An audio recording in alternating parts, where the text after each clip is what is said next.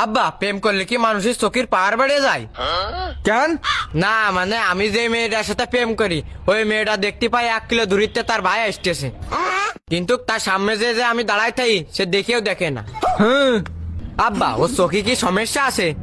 দেখ কাইলো, ওইটাও চোখের সমস্যা না, তাহলে কিসের সমস্যা? তো চেয়ারাই তুই যে কালা তোরা দেখবে কি রে? তো চেয়ারের দিক তাকালি মেয়েকে চোখের পাওয়ার এমনিই কমিয়ে যায়। আচ্ছা আব্বা আমি বুঝলাম, তা ভূগোলের সাথে মেয়ে মানুষের কি কোনো সম্পর্ক আছে? ভূগোল? কিসের ভূগোল?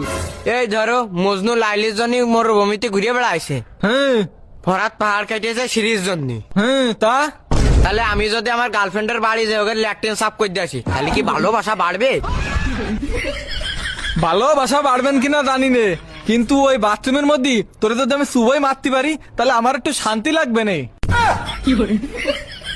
আব্বা এটা শেষ প্রশ্ন, এটা খুব ইম্পর্টেন্ট। হ্যাঁ, কথা শেষ প্রশ্ন।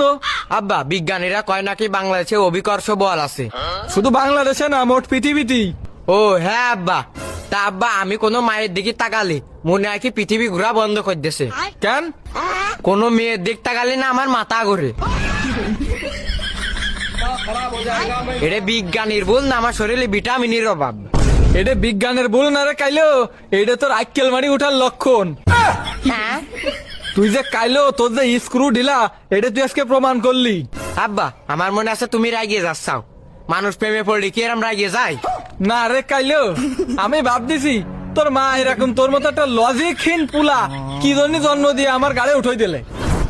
তুমি আমার একটা প্রশ্নের উত্তর দিতে পারো না বলে তুমি আমারে লজিকহীন বানাই দিলে। হাট, হইতে যা।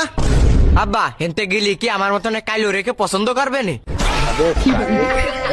করবে না মানে তুই এনতে যা দিন তাও